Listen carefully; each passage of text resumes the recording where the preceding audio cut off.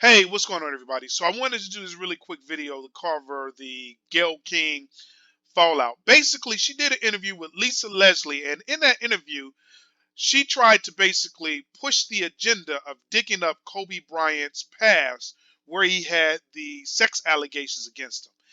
And the way she did it, it was subtle, it was sneaky, and it was dirty.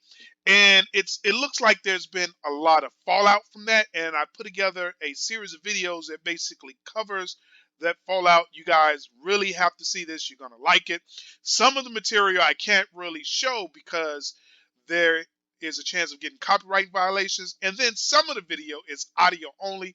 So you're gonna get a section pretty much like this where you're just gonna see a bunch of photos. But look, I'm going to say this. I think in the past, people had to do whatever they had to do because the network demanded that they do it. And the network pushes its own agenda for its own audience. I'm not going to come out and say who I think the audience of CBS is. I'm going to let you guys make that decision. Leave your questions, comments below if you think the CBS audience represents a certain demographic. But with that said, I think there was a day and time where you had to push the agenda of the network that you're working for. And you pretty much still do. But I think in this day and time, what's happening is that technology is moving so fast, it's basically putting the power of a network in the hands of the people. So essentially, anyone can come out and they can have their own network. Anyone can come out, they can have their own TV show. And what this is basically doing is that it's giving people the power to speak up. So when you do an interview like that, a sneaky interview where you're trying to dig up some dirt on Kobe Bryant and you're trying to put him into the Me Too movement so other women can come out and try to make these crazy allegations. Because honestly, I think that's what she was doing. She was basically trying to throw Kobe out there to see if anyone else would bite. And maybe that's not her agenda, but I definitely think that's someone's agenda to put Kobe Bryant out there and basically see if other women come out and it's like, oh, well, you know what? He raped me too. He did this to me too. That's what that was all about. She's continually trying to dig into Kobe's past. Now, I'm not covering that video in this series or this one video. If you want to see the interview with Lisa Leslie and Gayle King, see the other video that I did called Kobe the Rapist with the question marks, right? So at any rate, without further ado, let's check out the series of videos that I put together for you that covers the Gayle King fallout. For the network to take the most salacious part when taken out of context and put it up online for people who didn't see the whole interview is very upsetting to me, and that's something I'm going to have to deal with them. And there will be a very intense discussion about that. I also want to say this. I have...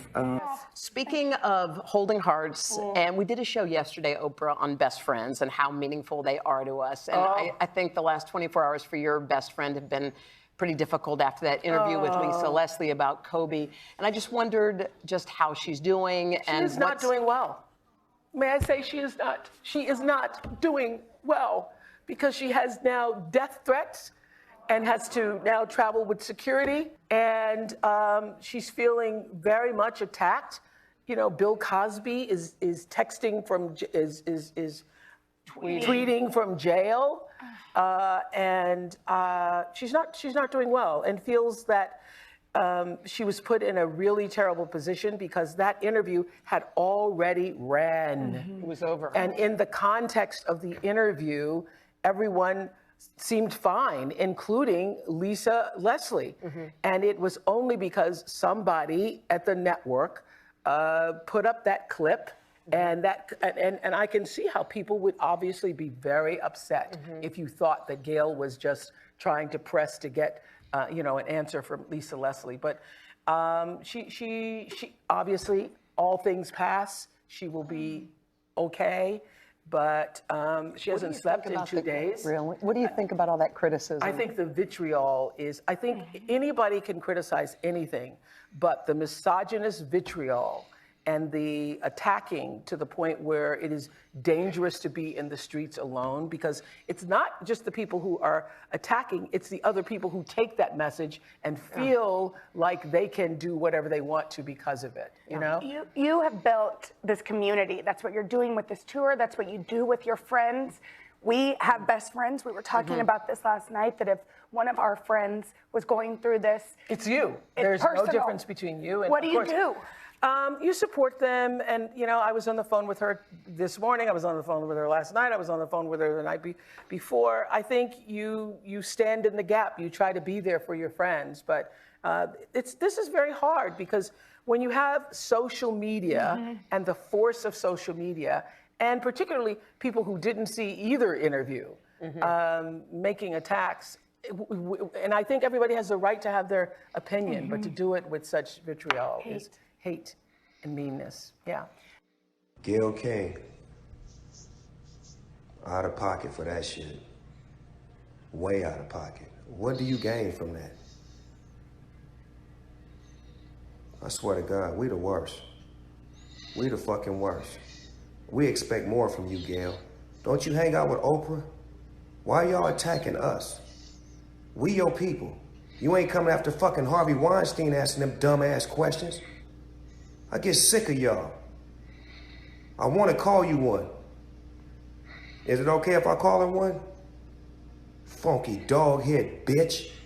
How dare you try to tarnish my motherfucking homeboy's reputation, punk motherfucker. Respect the family and back off, bitch, before we come get you.